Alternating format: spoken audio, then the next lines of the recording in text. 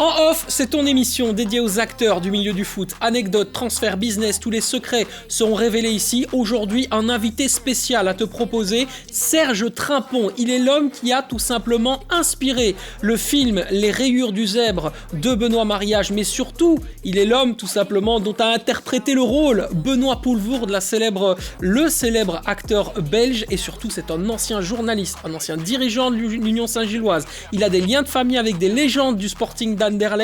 Il est passé par tous les états, de journaliste jusqu'à recruteur, découvreur de talent. Il y a énormément de choses à dire. Alors s'il te plaît, lâche déjà ton like et surtout n'hésite pas à t'abonner. C'est parti pour le meeting.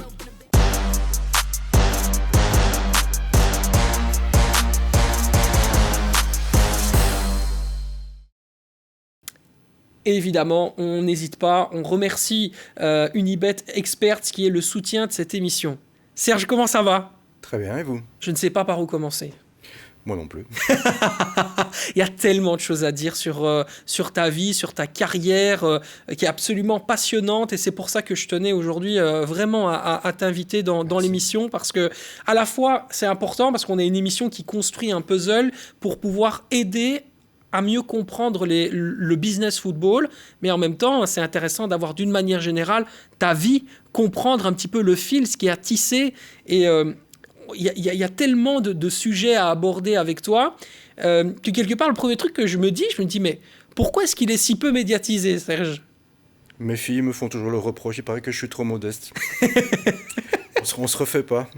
Ouais. Donc j'ai jamais cherché la lumière, non. C'est pas mon trip. Tu n'as jamais eu des propositions, par exemple, pour participer à des talk-shows, etc., pour rentrer dans quelque part un peu cet univers, ce monde du football belge d'une manière générale ? Non, je crois que les gens sont au courant que je suis comme je suis et que ça m'amuserait pourtant, parce que moi j'aime bien parler de foot, partager ma passion, mais je ne suis pas à la recherche de ça. Bon, c'est pas grave, je passerai 2-3 coups de fil pour toi. Si je peux t'aider, ce sera toujours avec plaisir. Je le dis, donc tu commences journaliste, ensuite tu passes comme dirigeant de l'Union, ensuite forcément tu es repéré par une boîte d'agents italiens pour devenir recruteur, et puis après forcément tu continues, tu deviens agent toi-même jusqu'à avoir la moitié de l'équipe de la Côte d'Ivoire. C'est ça. Incroyable. Ouais, on va dire que c'est le hasard de la vie, mais je ne crois pas au hasard. Moi j'ai simplement suivi un chemin qui était presque tracé d'avance, puisque je suis né dans le football, et puis j'ai tout simplement suivi ma passion.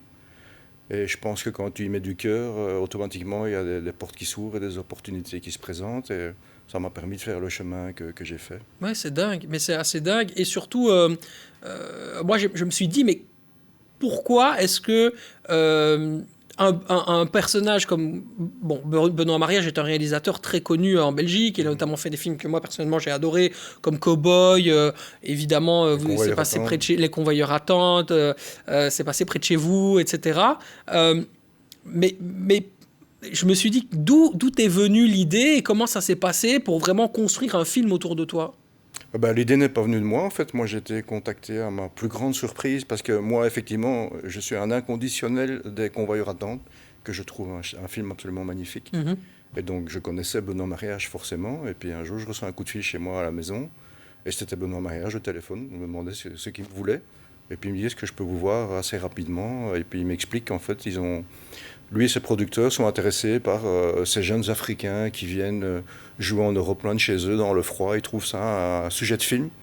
Et dans ses premières recherches pour trouver des idées de scénario, il avait lu un mémoire d'étudiant où j'étais cité comme spécialiste du foot africain. Et donc, il voulait me rencontrer pour que je lui explique ce que je fais, comment ça se passe, les footballeurs africains, etc. Et le contact est tellement bien passé entre nous qu'à la fin de l'entretien, il m'a dit « Je te recontacte très vite ». Et une semaine après, il était avec moi à Abidjan. Il m'a suivi partout dans mes coins à Abidjan avec une caméra. Et à la fin de notre séjour, il a dit j'ai mon film. Et donc, il m'a embarqué dans cette aventure. Et donc, c'est un truc qui m'est tombé dessus de manière tout à fait pas programmée. Mm-hmm. Un magnifique cadeau, en tout cas, que Benoît m'a fait. Mais le premier truc qui m'a sauté aux yeux, c'est que le personnage s'inspire énormément même de toi, même au niveau physique. Ouais. Tu vois, par exemple, tu as cette petite chaîne autour de ton cou. Bah, le personnage de Benoît Poelvoorde l'a également dans les rayures du zèbre, quoi. Donc on a été jusqu'au bout du bout, dans les détails de la chose. En fait. Oui, mais ça c'est Benoît Poelvoorde. Hein. Il rentre dans un personnage, donc c'est lui qui a insisté. Bon, moi j'étais son coach en fait. Benoît Poelvoorde ne s'intéresse pas du tout au foot et il ne connaît pas le milieu du foot. Et donc il avait besoin quand même qu'on lui donne quelques biscuits pour interpréter son rôle. Et pour tout à fait rentrer dans le personnage, il a pris ma boucle d'oreille, il a pris ma chaîne en or, il a pris mon tatouage. Et donc voilà, il m'a copié en fait. Ouais, c'est incroyable. Bon, tu me dis, il y a certains éléments qui ont été, que ce sont des histoires, voilà, fictionnalisées pour le concept. Du coup, combien de temps t'as passé en Afrique? Qu'est-ce que l'Afrique, entre guillemets, représente pour toi? Oh, l'Afrique, c'est une partie de ma vie. Hein. J'y suis depuis 25 ans. Donc je suis allé en Afrique, en Côte d'Ivoire, en juillet 2000, il y a 25 ans et demi, pour réaliser le transfert d'Aruna Dindan. Et j'ai eu un coup de foudre pour l'Afrique, pour ce pays. Et puis surtout, en tant que passionné de foot, je me suis rendu compte que c'était une opportunité pour moi unique de réaliser vraiment ma passion, c'est-à-dire d'aller aux racines du foot, c'est-à-dire dans le football des rues où on trouve les talents, les perles quand elles ont 13-14 ans. Et je me suis rendu compte que c'était ce que j'aimais le plus au monde, en fait, c'était de faire ce travail-là. Et donc j'ai eu cette chance de découvrir la Côte d'Ivoire, d'y créer des relations et d'y faire un parcours depuis 25 ans qui me permet aujourd'hui de maîtriser cette problématique. Mais c'est vraiment sur la Côte d'Ivoire que tu as travaillé ou il y a d'autres pays africains que tu as vraiment expérimenté aussi Je suis allé au Ghana aussi, mon beau-fils est ghanéen, l'Afrique me poursuit. Ok. Mais j'ai pas eu le même clic, j'avoue que mon cœur il est ivoirien quoi. Mon cœur il est ivoirien. Quand j'entends l'hymne national ivoirien, je suis plus ému que quand j'entends la Brabançonne. Il y a quelque chose qui me touche dans ce pays, et voilà, et donc c'est quand même 25 ans de ma vie. C'est pas rien. Et j'ai noué, outre ma passion du foot, j'ai noué des amitiés là-bas qui sont même plus que des amitiés. J'ai des gens qui sont quasiment devenus comme des membres de ma famille. Donc il y a un lien sentimental très fort maintenant avec ce pays. Et puis j'ai vécu des histoires quand même qui m'ont marqué pour la vie. Qu'est-ce que le joueur ivoirien, parce que moi j'aime pas parler de joueurs africains dans la mesure où il faut vraiment rentrer dans la spécialité. Il y a une forme d'européanisation, d'ethnocentrisme européen, typiquement européen, que moi j'aime pas. Tu me dis que tu es spécialisé sur la Côte d'Ivoire, on va aller sur la Côte d'Ivoire. Qu'est-ce qui fait la spécificité du joueur justement ivoirien?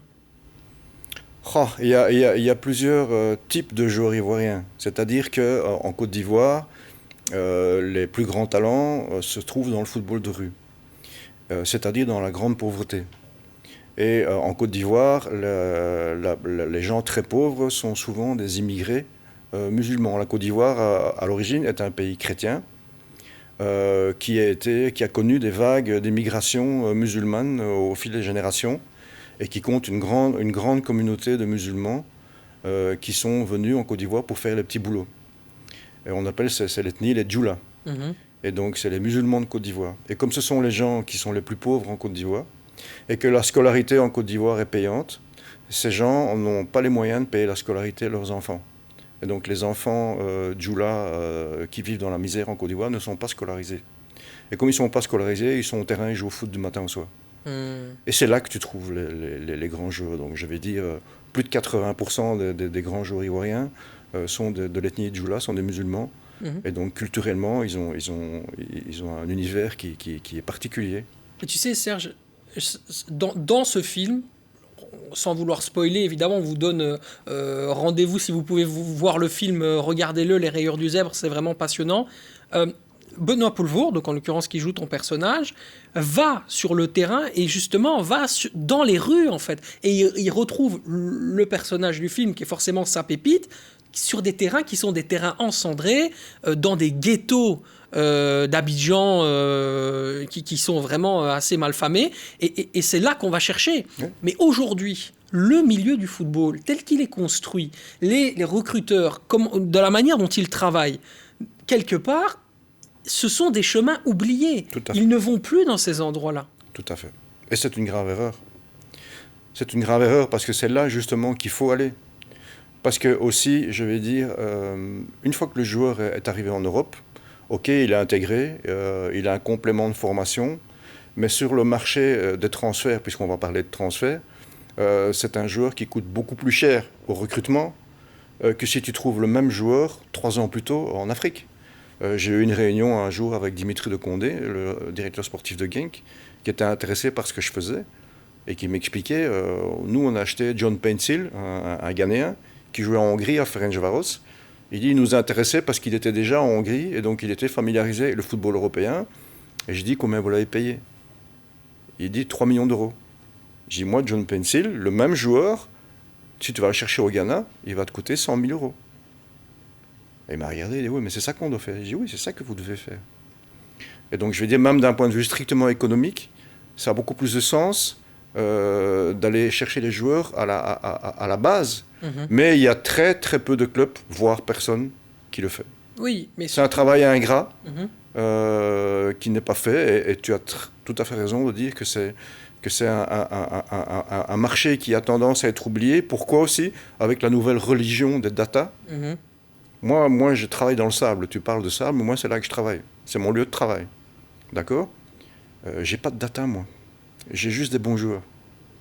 Et quand tu proposes un bon joueur de mon académie à un club en Europe, il te dit on peut avoir ces data, mais il n'y a pas de data. Mais il est bon. Mais on est tellement, je vais dire, intoxiqué par cette nouvelle religion des data que ça referme encore plus les portes de ce marché africain, mais qui est le vrai marché. Et je peux étendre ça au marché sud-américain. Tout le monde sait que le Brésil est le plus grand marché du foot mondial depuis plus de 50 ans. Ils viennent d'où les grands joueurs brésiliens? Ils viennent des favelas. Diego Maradona, il venait d'où? Il venait des bidonvilles de Buenos Aires. Il n'avait pas de data, Maradona. Et aujourd'hui, maintenant, on est en train, finalement, de se priver d'un marché qui est une véritable mine d'or.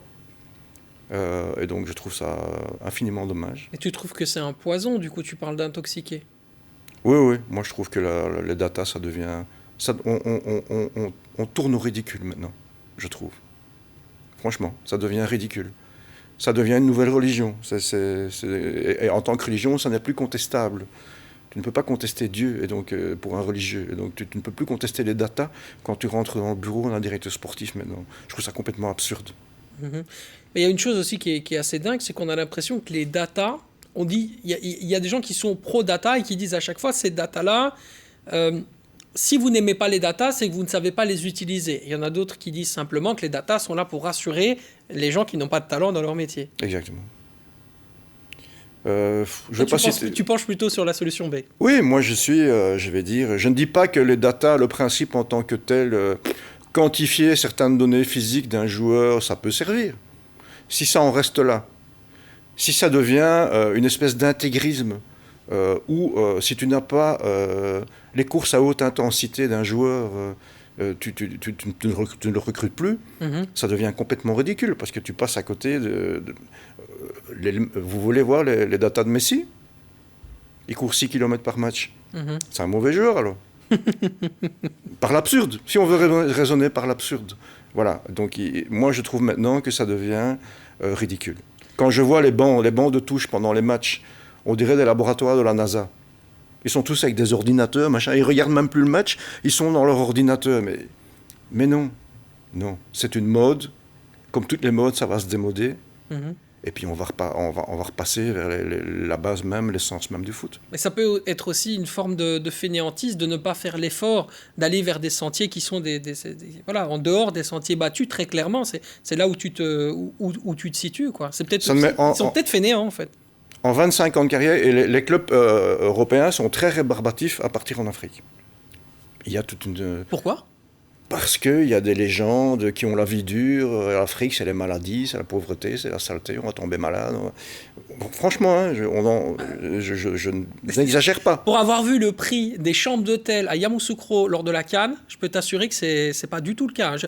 C'est beaucoup plus cher de se prendre une chambre d'hôtel à Yamoussoukro pendant la CAN qu'à Bruxelles lors de Tour et Taxi.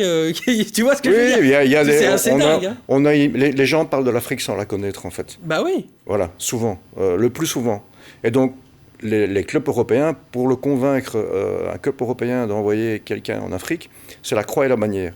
Par contre, en 25 ans de carrière, Ça ne m'est jamais arrivé d'avoir avec moi en Afrique un représentant d'un club européen qui ne repart pas avec un jeu. Ça ne m'est jamais arrivé. Ok. Ça ne m'est jamais arrivé. Zéro taux d'échec. Donc tu vas avec un recruteur européen sur mes terrains de sable en Afrique, il repart avec un jeu, c'est obligé. En test ou en Non, signature? avec des contrats. Ok. Parce qu'il a vu, sans data. Il a tout simplement ouvert ses yeux, il a regardé un jeu, il a vu que le joueur était bon, point barre. Comme au bon vieux temps. Et est-ce que ce n'est pas la faculté d'adaptabilité au championnat européen qui leur fait peur? Est-ce que toi, par exemple, en tant que recruteur et directeur d'une académie en Côte d'Ivoire, tu as les mots suffisamment justes pour leur dire oui, mais ne vous inquiétez pas, ce joueur-là va plus s'adapter, par exemple, que l'autre si vous le prenez chez vous, mais faites-moi confiance, il va s'adapter fondamentalement. Est-ce que tu arrives à un petit peu calmer leur peur par rapport à ça? Parce que c'est souvent ça, c'est un frein. Hein. C'est l'histoire de ma vie. J'ai passé 25 ans à convaincre les clubs de prendre des jeunes Ivoiriens. Mais on sous-estime encore, l'instinct de survie de ces gamins. Pour le petit Belge qui vit chez papa-maman, qui va à l'école, le foot, faire une carrière dans le foot, c'est important. C'est pas une question de survie. Il aura toujours à manger. Pour l'Africain qui sort d'Afrique et qui part en Europe, non seulement il va sauver sa vie, il va sauver la vie de toute sa famille. Et donc il est prêt à mourir sur le terrain. Et donc tous les sacrifices nécessaires à la réussite, il va les consentir. Et c'est des gamins, moi je me souviendrai toujours, j'ai un exemple qui est célèbre, j'amène Cheikh Tioté. On peut en parler de Cheikh Tioté, c'est lui qui a inspiré le personnage du film Les Rayures du Zèbre. Okay, Cheikh est un enfant de la rue. Cheikh est arrivé à Anderlecht, et il était à Anderlecht depuis 2-3 mois. Ils étaient en stage hivernal en Espagne, et Hugo Broos le prend avec l'équipe première en stage hivernal. Il est en Belgique depuis 3 mois. Il vient d'un bac à sable. Et ils font les tests physiques, et ils pulvérisent tout le monde aux tests physiques. À tel point que les gens d'André me téléphonent en disant « Tu nous as amené un extraterrestre, parce que c'est pas normal, ce gamin qui est là depuis 3 mois. » Toutes les stars de l'équipe première, etc., il les a tous bouffés aux tests physiques. Et ils sont tellement intrigués qu'ils font des tests médicaux sur lui, il lui met des électrodes, etc., pour voir s'il a une capacité pulmonaire exceptionnelle, ou si son cœur bat à 32 pulsations, ou qu'est-ce qui se passe avec ce gamin. Et puis je suis convoqué par le staff technique, et les médecins du club me disent il a des tests normaux complètement banals. La différence, elle est là. C'est-à-dire que quand un Européen, il n'en peut plus, il tombe par terre, Cheikh, il n'en peut plus, il continue. Et donc, il a une capacité de résistance à la souffrance, à la douleur. Il a une volonté en lui, un instinct de survie qui dit tu ne peux pas tomber parce que si tu tombes, tu dois rentrer en Afrique et tu vas finir dans la misère toute ta vie. Il n'y a pas de filet de sécurité. C'est marche ou crève. Et donc, ce gamin, Cheikh Tioté, il pulvérisait tout le monde au test physique alors qu'il était aussi épuisé que, si pas plus, mais lui continuait de courir parce qu'il courait derrière sa survie. Et donc, c'est ça le secret des joueurs africains. On parle d'un monde de survie. Et donc, quand tu les amènes en Europe et que tu penses qu'ils vont pleurer parce qu'il fait froid, ou qu'ils vont pleurer parce que les entraînements sont trop durs, ou tu fais complètement fausse route, c'est ceux qui vont tenir le plus longtemps. Mais pour bien intégrer cette réalité, pour bien la comprendre, il faut aller sur place. Si tu n'as pas vu de tes propres yeux d'où ils viennent et quelle est leur réalité, tu ne peux pas avoir 100% confiance dans leur capacité d'adaptation. Il faut faire cet effort. Toi, tu le fais tout le temps, chaque fois que tu discutes avec même les joueurs, de manière générale, tu les convaincs quelque part, tu les mets dans les situations de pire difficulté en leur disant ça, c'est ce qui va vous arriver potentiellement en Europe. Moi, je leur donne entraînement dans mon bac à sable et je les massacre. Je les massacre exprès. Je leur fais franchir des limites qui peuvent paraître inhumaines. Quand j'étais directeur d'Ivoire Academy, il y a un entraîneur belge qui avait demandé à pouvoir regarder mes programmes d'entraînement. Un entraîneur de D1. Et il a regardé mes programmes et il m'a dit « T'es complètement cinglé, toi. Tu leur fais faire ça ?» Oui. Donc, moi, dans mon académie dont j'étais directeur à l'époque, Ivoire Academy, j'avais instauré un programme, premier entraînement, 6h du matin. On avait fait une salle de muscu, et c'était libre. Ou bien vous allez soulever, ou bien vous allez au terrain, vous faites de l'entraînement individuel. 6h du matin, deuxième entraînement, 10h, troisième entraînement, 15h. Tous les jours. Du lundi au vendredi, tous les jours, 3 entraînements par jour. Match le samedi, libre le dimanche. Mes gamins, c'était des monstres. Ils arrivent en Europe, ils rigolent. Ouais. La phrase que j'entends le plus quand mes gamins qui viennent de mon bac à sable arrivent en Europe, ils me disent « Coach, c'est facile ici ». Donc je les prépare à ça. Pour que ce soit facile quand ils arrivent Bien et sûr. qu'ils soient directement au-dessus du lot. Moi, je leur dis toujours, je vais faire de vous des guerriers. Parce que le monde du foot, c'est la guerre. Mhm. Il y a des gens qui n'aiment pas entendre ça, mais parfois, c'est littéralement la guerre. Mhm. Et quand tu vas à la guerre, quand tu vas au Vietnam ou en Afghanistan, tu dois être prêt. Mhm. Tu pars pas à la guerre avec un fusil à eau. Mhm. Et donc, moi, je les prépare à la guerre. Il y a aussi une réflexion que moi je me suis fait. Je me suis dit, souvent maintenant, les clubs européens veulent mettre en avant souvent des joueurs très jeunes.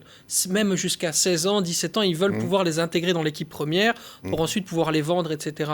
Mais avec les différentes régulations liées aux joueurs africains, bah, parfois c'est pas possible. Ils doivent attendre d'avoir 18 ans pour pouvoir partir. Est-ce que ça, parfois aussi, c'est pas non plus un frein pour toi pour pouvoir tout simplement vendre tes joueurs Il y a deux freins énormes. Chaque pays a ses spécificités réglementaires. On va simplement parler de la Belgique ici. Il y a deux lois qui sont incontournables. La loi FIFA qui fait qu'un joueur extra-communautaire non européen ne peut pas signer professionnel avant 18 ans. Donc un Européen peut signer professionnel à 16 ans, un Africain, il est condamné à rester en Afrique jusqu'à 18 ans. Donc on lui mange 2 années de sa formation. Parce qu'il est évident qu'un joueur de 16 ans africain a un grand talent, il va beaucoup plus progresser en venant intégrer une structure professionnelle en Europe qu'en restant en Afrique. Donc déjà, tu lui voles 2 années de formation. Non-sens légal, ça, pour toi? Pour moi, c'est complètement... C'est pire que ça. Pour moi, c'est discriminatoire. Pourquoi faire cette différence entre Européens et non-Européens? On appelle les extra-communautaires, ok? C'est du protectionnisme européen qui ne dit pas son nom. J'ajouterai à ça qu'il y a cette deuxième loi qui est propre au marché belge, qui est le salaire minimum pour les joueurs extra-communautaires. Un salaire qui a démarré plus ou moins bas et qui est adapté chaque année par arrêté royal. Aujourd'hui, le salaire minimum pour un joueur extra-communautaire, c'est 100 000 euros bruts. Et donc un jeune Africain de 18 ans qui sort d'un bac à sable et qui signe dans un club belge, comme premier contrat, il doit gagner 100 000 euros bruts minimum. C'est complètement débile. Ça n'a absolument aucun sens. Par contre, le jeune Européen, il peut jouer pour 500 euros par mois sans aucun problème. Ça sort d'où, ça? C'est tout simplement pour fermer des portes aux joueurs africains. On prétend que c'est pour éviter le trafic d'esclaves, c'est pour protéger les joueurs africains. Est-ce que vous connaissez leur réalité? Est-ce que vous connaissez leur réalité? Est-ce que vous savez ce que représente 2000 euros par mois pour un Africain, pour sa famille là-bas? Donc tu donnes 2000 euros par mois à un Africain plus un toit, un appartement et à manger. Ce gamin n'est pas un esclave. Ok? Non, ici en Belgique, il doit gagner 100 000 balles. C'est-à-dire plus qu'un médecin. Ça sort d'où, ça?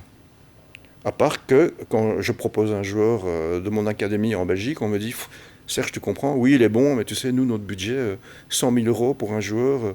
Il n'a pas par hasard un passeport européen, parce que s'il avait un grand-père espagnol et qu'on peut lui avoir un passeport européen, on peut avoir le même joueur pour 1 000 euros par mois. » C'est de la pure discrimination. Et le deuxième frein, c'est l'âge. Cette fameuse histoire, alors je me rappelle, hein, il y a une séquence aussi dans le film qui est absolument passionnante, où il voit le joueur, où Benoît Poelvoorde voit le joueur et lui dit oui, t'as 18 ans plus TVA, quoi.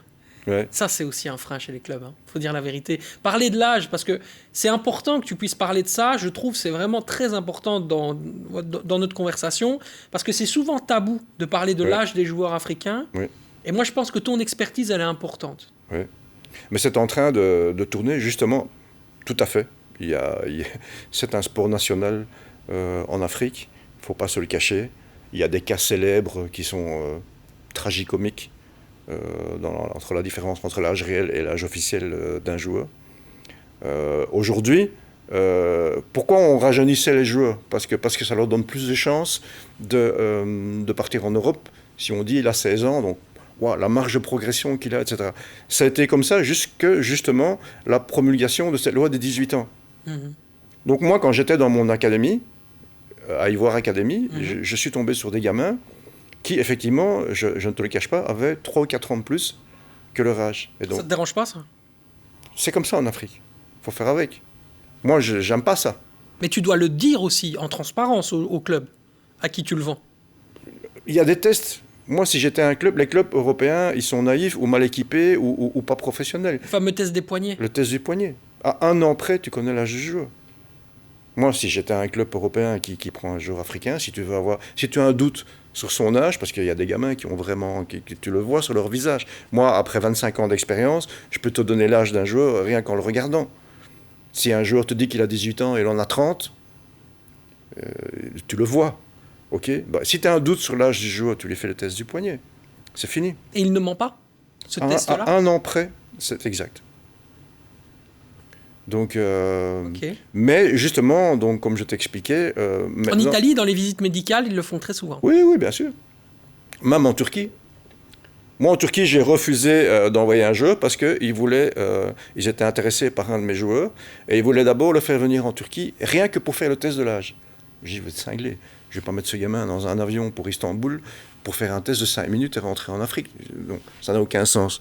Mais pour te dire qu'effectivement, il y a une méfiance que je peux comprendre. Mais là, maintenant, puisque les joueurs ne peuvent plus sortir avant 18 ans, moi, j'avais un gamin, je ne citerai pas son nom, qui était dans mon académie à l'époque. Il avait officiellement 15 ans, alors qu'en fait, il devait en avoir 19 ou 20. C'était un très bon joueur. Il était prêt à sortir tout de suite. Et donc, j'ai eu une conversation avec lui en disant tu veux partir en Europe? Oui. J'ai dit, tu sais que tu dois attendre 3 ans. Le gamin, il m'a regardé. Coach, je dois attendre 3 ans? Oui. Tu es encore bloqué pendant 3 ans en Côte d'Ivoire parce que tu as officiellement 15 ans. Le gamin était effondré parce qu'ils ne savent pas ça. Ils ne connaissent pas les lois. Ça veut dire qu'il a voulu jouer au plus malin et en fait, il s'est trompé parce qu'il ne connaît pas ça. Il s'est tiré une balle dans le pied. Incroyable. Et donc aujourd'hui, cette loi des 18 ans commence à être connue en Afrique. Et donc maintenant, tu as des joueurs qui ont vieilli. Incroyable. Et cette génération de... Moi, j'ai toujours adoré, c'était Jean-Marc Guillou qui avait ramené tous les joueurs ivoiriens avec Gilia Piyapo, Didier Zokora. C'est moi qui avais organisé cette collaboration. Voilà. C'est fantastique, magnifique. Est-ce que là, on était sur un âge correct ou il y avait du plus TVA? Il n'y avait pas beaucoup de TVA. Ok. Il n'y avait pas beaucoup de TVA. Moi, je ne connais pas d'exemple de gars qui avaient 5, 6, 7... non. Honnêtement, sur ce coup-là, c'était correct. Tu t'es retrouvé des fois dans une situation, dans les discussions avec des clubs où ils t'ont posé la question, tu leur as répondu franchement, et où ils ont accepté de fermer les yeux, ils ont fait le deal, ou ils se sont dit non, alors dans ce cas-là, nous, on sort? Moi, honnêtement, je ne veux pas me faire passer pour monsieur propre, mais j'ai refusé des joueurs qui sont devenus des grands joueurs, qui ont fait des grandes carrières en Europe, qu'on m'a présenté à Abidjan, et j'ai dit, moi, je ne fais pas. Okay. Je ne mets pas mon nom sur un joueur qui a 10 ans de plus. Voilà. Et donc, moi, j'ai toujours ramené des joueurs, je vais dire, dans une fourchette correcte, ou qui avaient plus ou moins l'âge annoncé. Franchement, je peux le dire.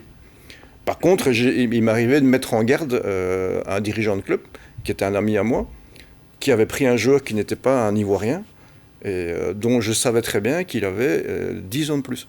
10 ans de plus? Oui. Mais c'est énorme. Comment est-ce qu'on cache 10 ans sur son visage? T'as 20 ans, t'as 30 ans, t'en as 20. Donc tu lui as dit, il a 10 ans de plus, et il l'a quand même pris. Oui. Et non seulement il l'a pris... Le joueur, on peut savoir qui c'est, si tu veux pas dire le dirigeant? Non, parce que il est toujours actif en plus. Ah, donc, il est toujours actif. Oui. C'est pas Chancel Mbemba, parce que ça c'est... J'ai pas envie de citer des noms. Il y a des grosses discussions sur Chancel Mbemba. J'ai pas envie de citer des noms. Ouais. Mais c'est un joueur que non seulement le club l'a pris, mais l'a revendu pour beaucoup d'argent. Ok. Et donc il y a eu un business gigantesque qui a été construit sur un joueur qui avait 10 ans de plus. Mais non, je parle de Chancel Mbemba, non pas pour cibler le joueur, c'est parce qu'il a été, lui, par contre, la cible de beaucoup d'articles de presse liés à ça, et que c'était quelque part un peu l'image du vrai problème, qui est un phénomène sociétal très problématique en Afrique, quoi. Oui, mais c'est un sujet effectivement tabou. Je vois pas pourquoi. Tu as vu Les Rayures du Zèbre. Les Rayures du Zèbre, c'est un film qui parle de l'Afrique telle qu'elle est. L'Afrique n'est pas un monde parfait. La Belgique n'est pas un monde parfait. Le Brésil n'est pas un monde parfait. Le monde n'est pas parfait. Donc l'Afrique a des défauts. Il faut pouvoir en parler. Ouais. Et donc Les Rayures du Zèbre, on dénonce des tas de trucs. Ça a été très bien accueilli par le public africain, ce film. C'est pas un film raciste. Et donc dire qu'il y a des joueurs africains qui trichent sur leur âge, c'est pas du racisme.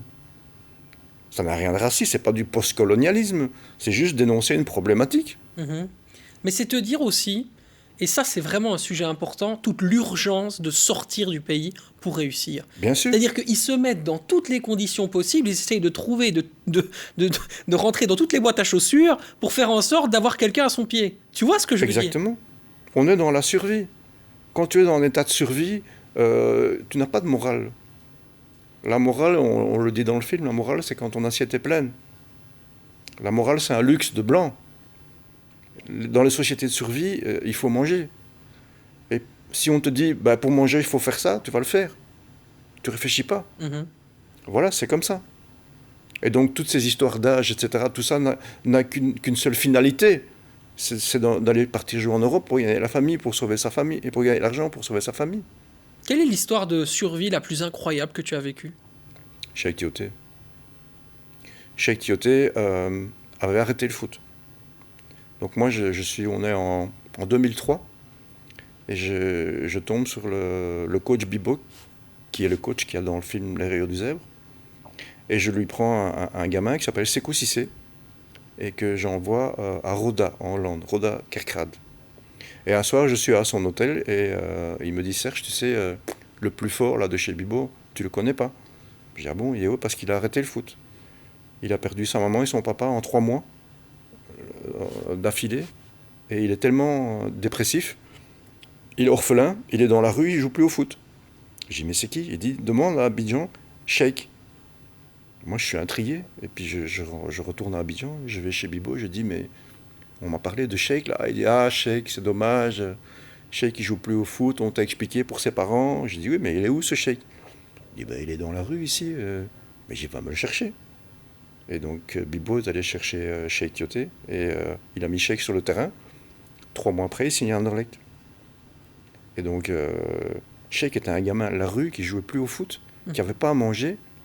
Et quand j'ai vu ce terrain, c'est un des plus beaux chocs que j'ai eu dans ma vie. J'ai dit, mais quel joueur! Quel joueur! Et donc après la carrière de Cheikh, il a joué la Coupe du Monde, il a gagné la Coupe d'Afrique, il a été capitaine de Newcastle. J'ai été le voir jouer devant 50 000 personnes à Newcastle.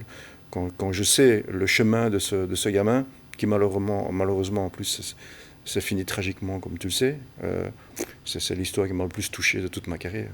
Non, c'est important que tu parles de Cheikh Tioté parce que c'est un joueur qui a marqué en Belgique en très peu de temps, qui a marqué évidemment le football ivoirien et le football africain.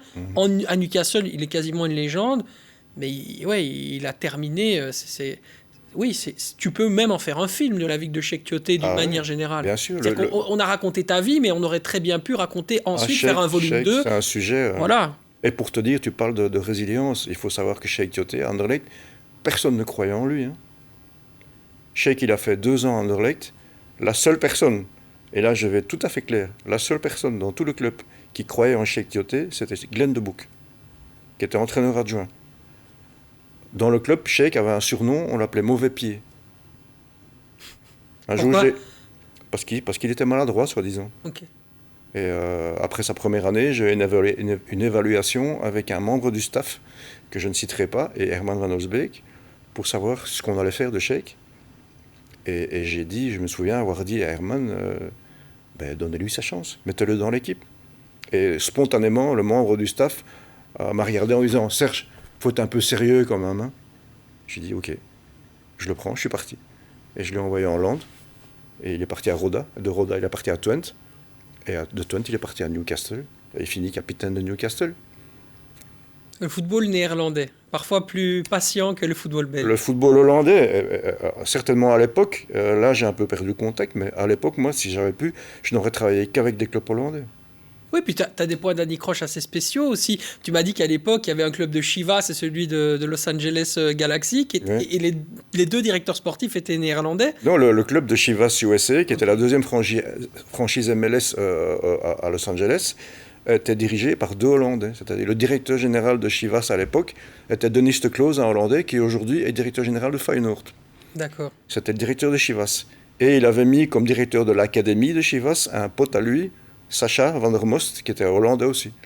Et donc je me retrouve à 10 000 km d'ici, dans un club qui est ciblé sur la communauté mexicaine et dont les 2 principaux décideurs étaient hollandais. Donc ça a été ma chance. Incroyable. Et c'est ça qui t'a donné l'ouverture sur les USA, mais ça, on y reviendra plus tard. Moi, je veux aussi, pour terminer ce chapitre africain et surtout ivoirien qui est hyper intéressant, miser sur malheureusement des gens qui vont pourrir un petit peu ton travail à toi d'agent et de découvreur de talent. C'est tous ces escrocs qui promettent de l'argent, et on le voit également dans le film, qui vont à un moment donné contre une signature de mandat ou contre une somme d'argent, jouer sur la survie et l'état de survie des joueurs africains C'est ça. pour les faire partir de leur pays, les faire soi-disant tester dans des joueurs, en général dans des clubs, pardon, qui sont en général des clubs de seconde zone en plus, hein, en Turquie, etc. Aucun club sérieux ne permettrait de travailler avec ce type d'agent-là. Et puis ensuite, démarre l'escroquerie de l'argent qui est demandé à la famille pour pouvoir eh bien, tout simplement permettre, entre guillemets, à la fois de continuer le rêve qui en fait n'a jamais existé. Oui. Donc il y a deux genres d'escrocs, hein. Donc il y a effectivement les escrocs qui travaillent, je vais dire, à la case départ, c'est-à-dire qui sont des escrocs en Afrique et qui démarchent les familles pour leur demander de l'argent pour faire voyager l'enfant et qui volent l'argent, soyons tout à fait clairs, et puis qui envoient les gamins dans des galères pas possibles. Et puis tu as un deuxième genre d'escrocs qui sont les escrocs de grand chemin dans le monde du foot, c'est-à-dire les escrocs qui attendent que le joueur africain soit devenu une star ou un gros joueur en Europe, et puis qui viennent te le piquer en lui promettant 3 francs en plus. Et donc ça, moi j'ai été confronté toute ma vie à ça. Donc moi j'ai toujours dit, moi je suis un pêcheur de poissons, je vais à la pêche moi. Et puis après le poisson, un jour tu vas dans un restaurant étoilé et tu payes 50 € pour l'avoir dans ton assiette. Et puis tu as des gens qui ont travaillé dans la chaîne. Moi, je pêche le poisson, et puis quand c'est devenu un gros poisson, on vient le prendre en dessous de mon nez. Tu as des agents, c'est leur métier de faire ça. Et qui sont prêts à tout. Hein. Je me rappellerai toujours Aruna quand il a explosé à Anderlecht. Un jour, il y a un dirigeant d'Anderlecht qui me téléphone en disant on a reçu un coup de fil de l'Olympique Lyonnais, de Lyon. Ils veulent Aruna et il dit Serge, je te le dis comme on me l'a dit, ils ont rencontré son agent, ils ont parlé avec son agent. Je dis ah bon? Et donc je vous résume, il y a un agent, lambda, qui n'a jamais vu Aruna, qui n'a jamais parlé à Aruna, qui ne me connaît pas, qui s'est présenté dans le bureau de Marino Faccioli, qui était à l'époque le directeur général de Lyon, et qui s'est installé dans le bureau en se présentant comme l'agent d'Aruna, et qui a négocié avec Lyon le transfert d'Aruna. Mais de quel droit? Le droit qui s'est octroyé, au bluff. Ok, mais en 2026, ça pourrait plus être possible, ça, normalement. Je sais pas. Bah, logiquement, je sais pas. Aujourd'hui, on demande quand même. On a reçu Julien Fournier, qui était le directeur du football de l'OGC Nice, secrétaire général de Marseille sous Pape Diouf. Il m'a dit, moi, je demandais toujours, même à Mino Raiola, pour un joueur comme Balotelli, je lui demandais le mandat, en fait. Oui, ben, tous les dirigeants de club ne le font pas. On n'en parle même sérieux. Donc, qu'est-ce qui s'est passé? Moi, quand j'ai appris ça, via le dirigeant d'Anderlecht, j'ai contacté M. Faccioli en lui disant « Bonjour, enchanté, je me présente, je suis l'agent d'Aruna. » « Comment vous êtes l'agent d'Aruna ?» J'ai dit « Oui, je suis le vrai agent d'Aruna, moi. » Et là, il m'a dit « Vous pouvez m'envoyer votre mandat, s'il vous plaît ?» Dans 5 minutes, M. Faccioli. Et 2 jours après, j'étais dans son bureau à Lyon pour vraiment parler avec lui. Mais il y a un imposteur total qui avait réussi à se faufiler jusque chez le directeur général de Lyon en se faisant passer pour l'agent d'Aruna. Donc, c'est un monde sans foi ni loi. Hein.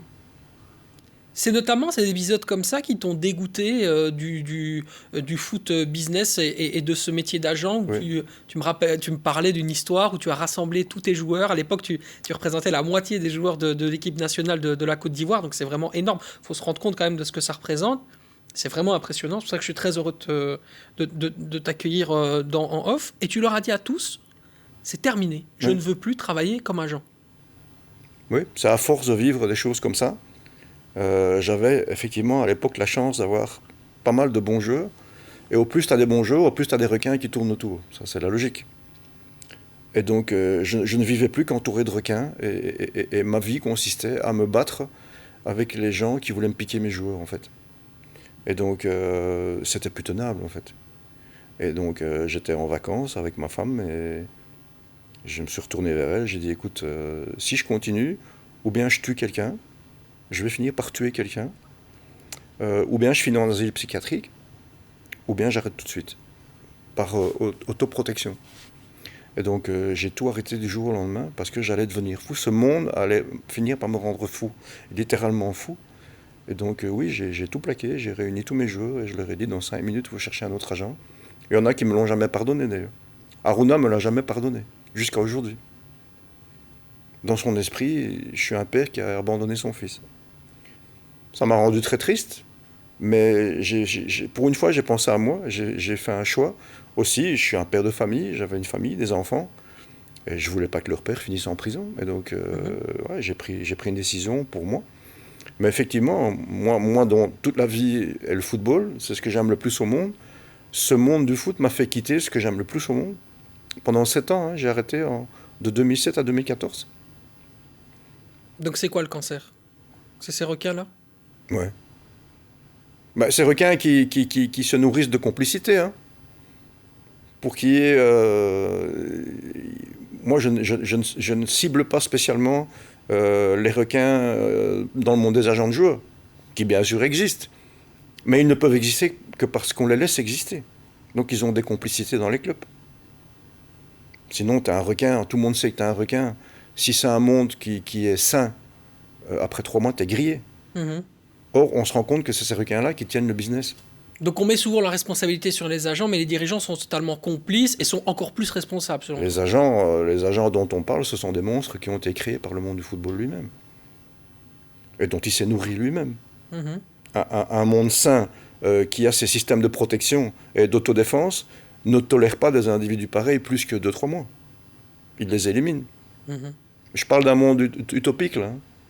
Parce qu'on peut parler du monde du business, de la finance, de la politique. On va vous raconter les mêmes histoires. Mais je vais dire, voilà, effectivement, ces agents-là n'existent que parce qu'on les laisse exister. D'autant que dans ta démarche, certains agents pourraient parfois être responsables de ça dans la gestion de leurs joueurs en disant mais moi je collabore avec personne parce que moi je connais tous les clubs, ce qui est formellement impossible, mais beaucoup d'agents se prétendent ça pour entre guillemets ne pas collaborer. Mais toi, t'as jamais été t'as jamais été fermé à une collaboration. Si quelqu'un apporte quelque chose, tu pouvais discuter. Bien sûr. Moi, ça ne me pose aucun problème, à condition que l'agent avec lequel je collabore ne soit pas le dernier des brigands. Et c'est pour ça d'ailleurs que ça m'a certainement fermé certaines portes, et même beaucoup. Tu m'as dit la dernière fois, je suis l'anti-Moji Bayat. Ouais, je vais dire c'est une boutade, mais oui. Moi d'ailleurs, je me suis jamais considéré comme un agent de joueur. Les agents de joueurs, c'est des deal-makers. C'est des gens qui font du business, qui trouvent des contrats. C'est des chasseurs de tête, en fait. OK ? C'est un métier comme un autre. C'est pas mon métier. Moi, mon métier, c'est de découvrir des talents. Et puis, comme j'ai découvert des talents, dans la continuité de leur carrière et de leur suivi, je suis devenu leur agent. Mais je suis pas un bon agent, moi. Moi, me retrouver dans le bureau d'un directeur sportif à négocier un contrat, ça m'a jamais excité. C'est pas mon truc. Je suis même pas bon là-dedans, puisque c'est pas mon truc. Et donc moi, j'ai intérêt à collaborer avec des gens dont c'est le métier.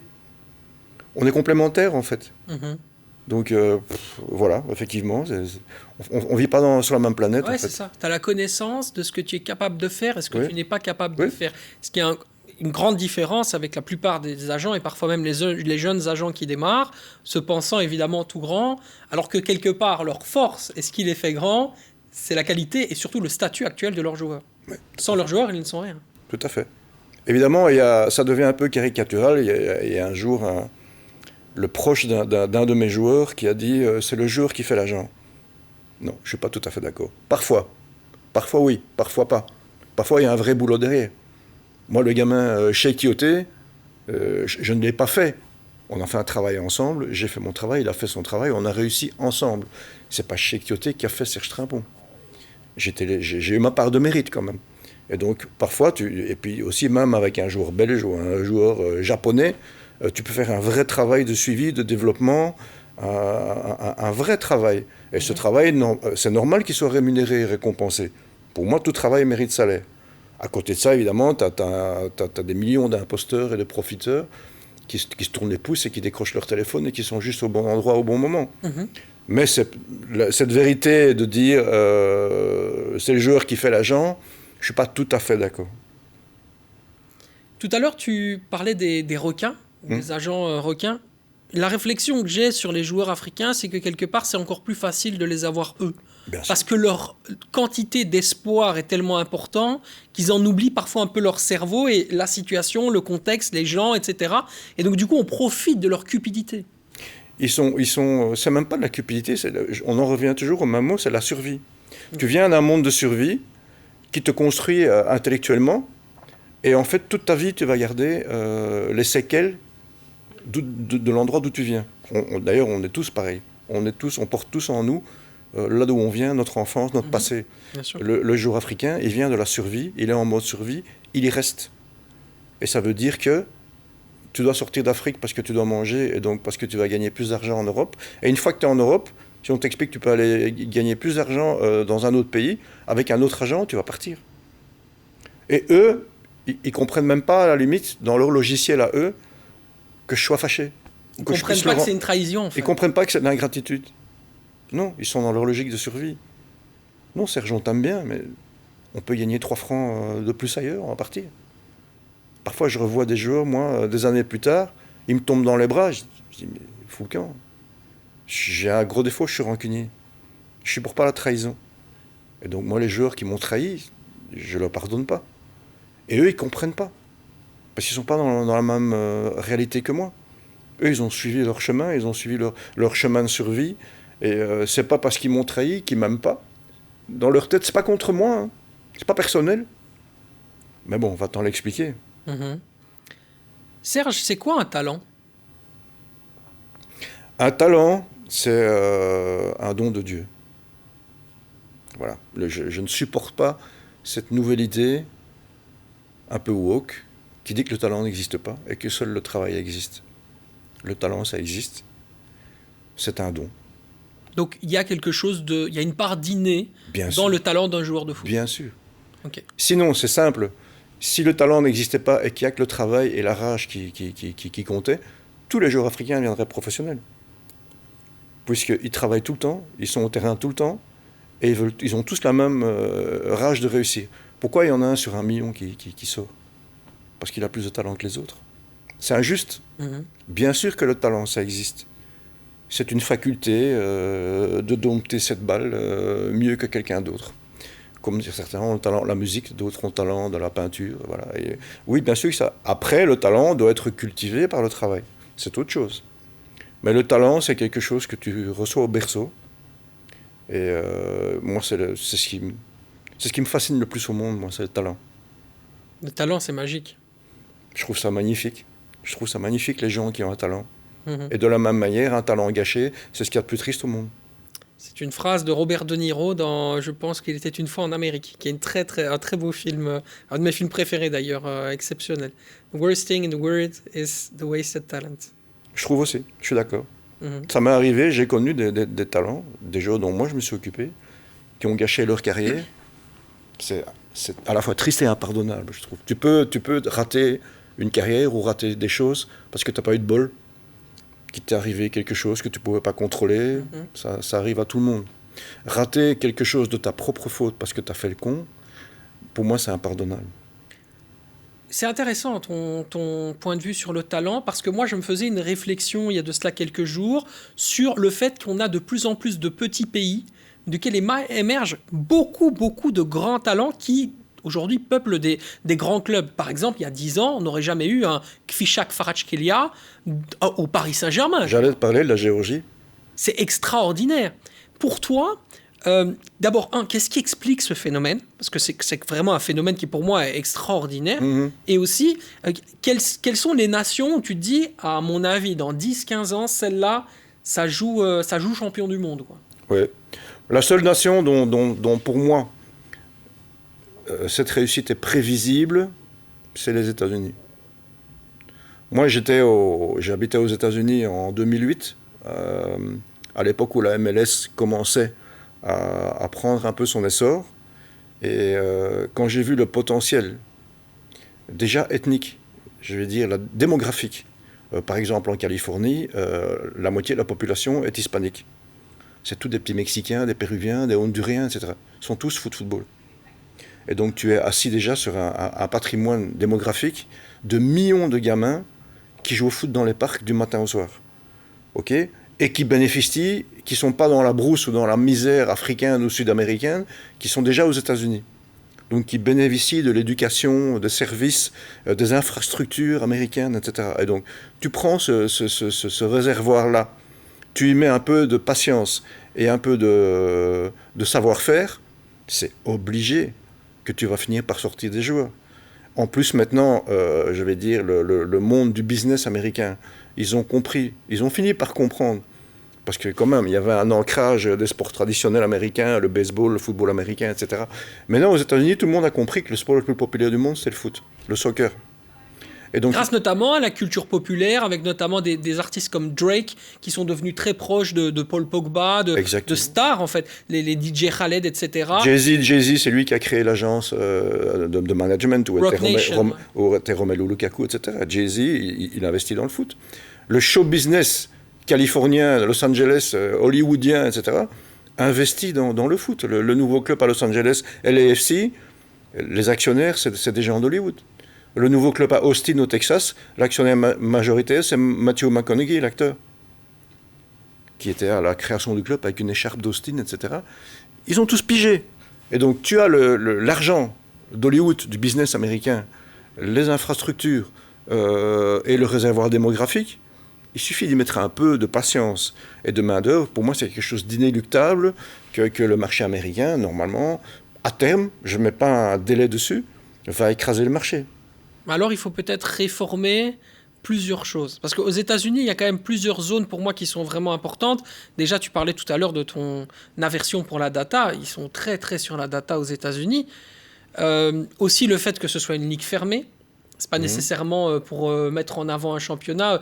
On n'est pas la NBA. Tu vois, le football, c'est la compétitivité, c'est la capacité aussi d'aller chercher d'autres ressorts pour pouvoir ne pas faire uniquement un match de MLS. C'est pas les Harlem Globetrotters, quoi, tu vois. On a l'impression des fois que personne n'a perdu, personne n'a gagné. C'est 4-3, l'Inter Miami a gagné, c'est super, mais s'ils jouent en marchant. Voilà, il faut aussi avoir un niveau d'exigence un petit peu supérieur. Et troisième cas, qui pour moi est hyper important, aussi, c'est le niveau de l'équipe nationale. Parce que quand tu regardes les stars qui émergent fondamentalement, en Amérique du Nord, je suis désolé, mais le Canada a fait beaucoup plus de progrès sur le développement de certains potentiels de joueurs issus de leur équipe nationale plutôt que les États-Unis. Ouais, mais Regarde, Promise David, Jonathan David, on peut penser Alphonso Davis, mais qui vient de la MLS, qui vient de Vancouver Whitecaps, ouais. Donc qui était dans la structure MLS. Mais les Américains, quand même, Pulisic, c'est quand même un Américain, etc. Bon, mais j'ai envie de rebondir sur ce que tu viens de dire. Pour moi, la ligue fermée, ça va être le plus grand avantage du foot américain. Ah bon ? Oui. Ok. Parce que justement, quel est le problème en Europe par rapport à la formation, la post-formation et le fait de mettre un jeune dans l'équipe ? Moi, je suis confronté à ça pour le moment avec certains de mes jeunes Africains. La peur de descendre. La peur de descendre ou la nécessité de monter ou de gagner le titre. Et donc, c'est des clubs qui ne réagissent que dans l'immédiateté, dans l'urgence. C'est-à-dire qu'il faut gagner dimanche. Et pour gagner un match, il vaut mieux mettre des gars qui ont l'expérience et qui vont tenir la baraque qu'un jeune qui va nous faire perdre des points. Okay ? Et donc, les clubs européens sont très réticents, contrairement à ce qu'on pense, sauf quand tu as un phénomène comme Caretsas ou 1 sur 10 millions. Mais je vais dire, les clubs sont très réticents à mettre des jeunes dans l'équipe parce que ça va leur coûter des points. C'est normal, quand tu es jeune, tu fais des bêtises. Et c'est en faisant des bêtises que tu te développes. Okay ? Mais ça va nous coûter des points, ça va nous faire descendre peut-être. Pourquoi les coachs sont virés toutes les 2 semaines en Europe, en Belgique, etc. Merde, on va descendre, c'est la panique. Et donc c'est du football panique, comme on dit. Et donc faire de la formation et faire des plans à moyen terme ou à long terme dans cette logique-là, qui n'est une logique d'immédiateté, c'est difficile, voire impossible. Justement, le système fermé de la MLS permet à des clubs de dire, bon, pendant 2 ans, on va manger la vache enragée, mais on va faire un plan sur 5 ans, sur 10 ans, on va faire la formation, on va mettre nos jeunes, ça va nous coûter des places et des points, mais on a le temps, les gars, on ne va pas descendre, on est pérenne. On sait que aussi longtemps que le club est viable financièrement et satisfait au cahier des charges de la MLS, on sera toujours là. Et donc, ça te permet de faire des plans à moyen et long terme qui n'existent plus en Europe. Okay. Justement parce que le système est fermé. Et donc, c'est pour ça, pour moi, c'est une corde de plus à l'arc de la MLS. À terme, ils vont former beaucoup plus de bons jeunes que le football européen. Mais c'est une question de temps. Ok, donc pour toi, la bascule, elle se fait sur le temps. Elle se fait pas sur le C'est niveau une des question de temps. formateurs et tout ça. Ça, c'est bon, ils sont prêts. Pour moi, s'ils font pas d'erreur de pilotage et ils mettent des bonnes personnes aux bons endroits, parce que là, ils ont encore du retard. Ils ont du retard sur deux choses. Le salary cap, qui est la limite de la masse salariale. Ok, je peux comprendre la logique économique, mais c'est un frein au développement du football. Parce que tu as trois designated players, donc tu as 3 joueurs qui peuvent être hors de la masse salariale. Et donc dans un club comme par exemple à l'Inter Miami, tu as pu te permettre d'avoir Jordi Alba, Busquets et Messi qui gagnent des milliards. Mais après, ton salary cap, il est beaucoup trop bas. C'est-à-dire que tu as des stars qui jouent avec des joueurs qui ne sont pas de leur niveau, qui sont moyens. Et je vais dire, les jeunes qui arrivent dans ton équipe, ils ne sont pas suffisamment bien encadrés par de la qualité dans l'équipe pour se développer comme ils devraient. Donc ils vont devoir arriver à supprimer le salary cap. Avec d'autres, par exemple dans les clubs hollandais, il y a ce qu'on appelle le Raad van Commissarissen, tu as le conseil des commissaires, qui sont uniquement des financiers indépendants et qui pour chaque décision financière qui engage le club, doivent mettre leur veto ou leur feu vert. C'est un système de contrôle économique. On peut très bien y arriver en MLS.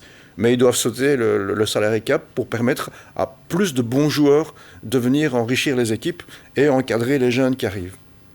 Ça, c'est une chose essentielle pour moi. Du coup, les recruteurs américains, quand ils discutent avec toi, quand tu les emmènes sur les terrains pour retrouver des talents, doivent être un peu désarmés avec toi parce que tu as un profil et tu as une méthode qui est complètement différente de leur manière de voir le foot parce qu'ils sont beaucoup inspirés sur les méthodes de basketball, elles-mêmes inspirées notamment de réflexions, notamment de films comme Moneyball, etc. Parce que la culture populaire va influencer complètement les agissements sur le réel aux États-Unis. Ils doivent sortir de leur schéma traditionnel et historique du football professionnel américain. C'est-à-dire qu'aux États-Unis, dans la culture, tu vas à high school, et puis après la high school, tu vas dans le système universitaire. 4 ans. OK ? Et puis après, tu passes professionnel. Ce qui veut dire qu'un professionnel de baseball, de basketball, et on est en train de quitter même en basketball. Hein. Tu as des génies. Cooper Flagg de Dallas, il a 19 ans, il joue en NBA. Mais je vais dire, normalement, le système traditionnel américain, tu deviens pro à la fin de ton cycle universitaire. C'est-à-dire à 22 ans, 22 ou 23 ans. Dans le monde du foot, tu ne deviens pas pro à 23 ans. On est d'accord. Tu as perdu trop de temps. Surtout que le système universitaire américain, la qualité des équipes de soccer est très basse. Et donc, tu as perdu 4 ans qui ne sont pas rattrapables. Sacha Kljestan, il a réussi à faire une carrière en Europe. Sacha Kljestan, il est devenu professionnel à 22 ans, à Chivas. Tu as perdu 4 ans, 4-5 ans. Aujourd'hui, voilà, Caretsas à 16 ans a été titulaire à Genk. Lamine Yamal, n'en parlons même pas. Et donc, je vais dire, un vrai top talent américain, tu dois le sortir du circuit traditionnel américain. Ça aussi, c'est un point sur lequel ils doivent impérativement travailler. Ils doivent abandonner certains de leurs principes sacro-saints, historiques de leur système américain pour devenir vraiment performants, comme moi je l'entends dans le monde du foot. Donc 2038, tu vois, je vais loin. Hein. Outsider de la Coupe du Monde. Oui. Moi, je suis convaincu que tôt ou tard, inéluctablement, les États-Unis vont massacrer le marché du soccer. C'est une question de temps. Ou alors ils travaillent tellement mal, parce que tu peux être très riche et travailler très mal. Hein. Il y a des exemples célèbres. Hein. La Chine aussi, hein. La Chine a essayé. Exactement. La Chine a galéré. Le Qatar, ça a été un cataclysme absolu. Leur projet mondial au Qatar, avec l'Académie Aspire, l'argent investi par rapport aux résultats obtenus, c'est le scandale du siècle. Si tu savais les montants, le Qatar, l'Académie Aspire, leur projet, c'était de venir recruter des jeunes Africains, de les emmener dans l'Académie Aspire, les meilleurs d'entre eux, les naturaliser qataris, et leur faire jouer la Coupe du Monde au Qatar, avec un passeport qatari. Et donc, ils sont venus dans certains pays d'Afrique, dont par exemple en Côte d'Ivoire. En Côte d'Ivoire, ils ont fait une détection de 50 000 joueurs. 50 000. Avec des prospectus, les moyens du Qatar, tu vois un peu.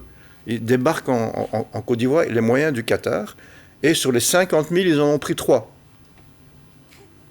Ok. Moi, tu me donnes des moyens pareils, je te sors au minimum 3 Drogba. Au minimum. Regarde ce qui a joué à la Coupe du Monde avec l'équipe nationale du Qatar. Ils ont recruté avec des millions d'euros les recruteurs de la Masia de Barcelone. Ils ont mis en place des moyens incroyables pour prétendre éventuellement à gagner leur Coupe du Monde au Qatar, ils se sont complètement ridiculisés. Et donc c'était un échec retentissant. Tout simplement pour en revenir au fait que c'est pas parce que tu es riche que tu travailles bien. Ils ont très très mal travaillé. Et les États-Unis doivent vraiment veiller à ne pas faire les mêmes erreurs. Ils doivent investir maintenant dans le savoir-faire. Ça, c'est un peu le complexe de supériorité des Américains auquel j'étais confronté quand j'étais là-bas. Moi, en toute modestie, je venais là-bas, mon petit bagage d'agent belge, voilà. Et puis j'ai rencontré des gens en leur disant, écoutez, moi je suis là, je vis ici, j'adore le foot. Ils t'ont regardé de haut. On dit, qui tu es, toi? Je me rappelle d'un gars, il était à l'époque directeur général de Chivas USA. Non, il était directeur général, c'était mon pote hollandais. Et il y avait un gars qui travaillait avec lui, et que j'ai rencontré, et je lui ai proposé mes services, en disant, voilà, moi je suis là, je peux vous aider si vous voulez. Le mec, il m'a regardé en disant, on n'a pas besoin de votre aide ici. Un Américain.